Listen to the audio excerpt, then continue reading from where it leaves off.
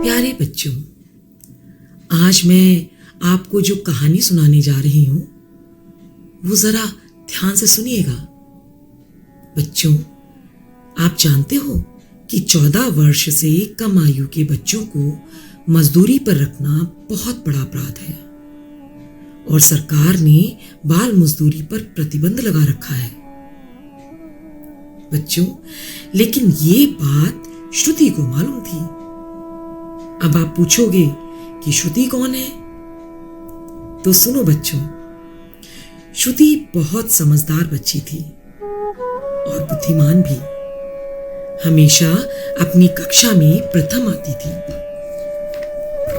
श्रुति रोज सुबह जब स्कूल की ड्रेस में तैयार होकर स्कूल जाती तो झुग्गी झोपड़ी में रह रहे बच्चे ललचाई नजरों से उसे देखा करते। श्रुति के पिताजी पुलिस विभाग में अधिकारी थे, इसलिए उनको सरकारी आवास न मिल पाने के कारण वो शहर के छोर पर किराए के मकान में रहते थे। पास ही में झुग्गी झोपड़ियां थीं। अधिकांश परिवार मजदूरी पर निर्भर थे। कोई किराए पर रिक्शा चलाकर तो कोई ईंट गारा ढोकर 2 जून की रोटी कमा रहा था। इसी झुग्गी झोपड़ी की एक औरत श्रुति के घर काम करने के लिए आया करती थी। उसकी 10 साल की बच्ची थी अंजू। अंजू अक्सर ही अपनी मां के साथ श्रुति के घर जाया करती थी। शुरू में अंजू साफ सुथरी नहीं रहती थी, लेकिन श्रुति के मम्मी के बार बार समझाने के कारण उसकी मां उसे साफ सुथरा रखने लगी। श्रुति जब शाम को स्कूल से वापस लौटकर आती तो अंजू अक्सर ही आसपास खेलती रहती। धीरे धीरे अंजू श्रुति के साथ घुल मिल गई और दोनों एक साथ खेलती। श्रुति की मम्मी भी सोचती कि चलो अच्छा है, श्रुति के खेलने के लिए एक सहेली मिल गई। बच्चों, एक दिन श्रुति ने खेल खेल में अंजू से पूछा, अंजू, तुम स्कूल क्यों नहीं जाती?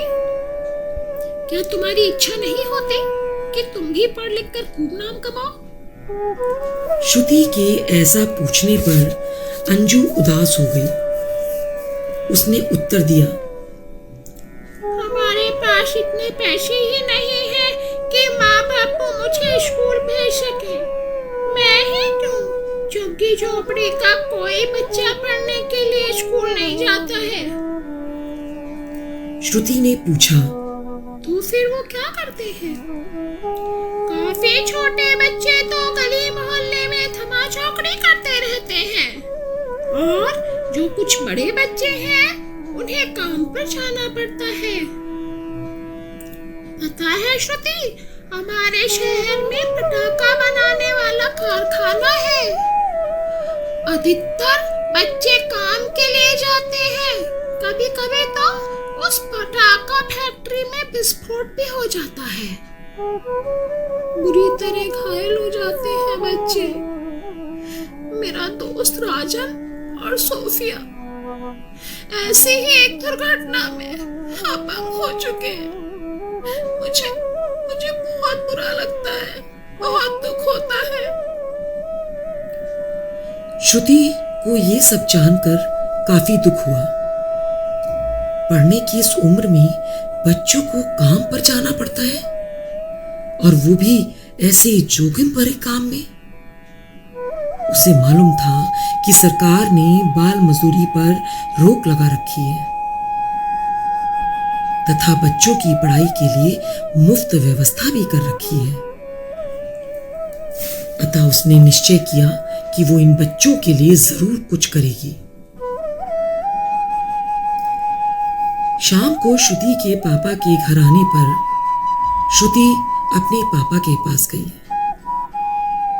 पापा ने खूब प्यार करते हुए श्रुति से पूछा, क्यों बिटिया, क्या कोई विशेष बात है?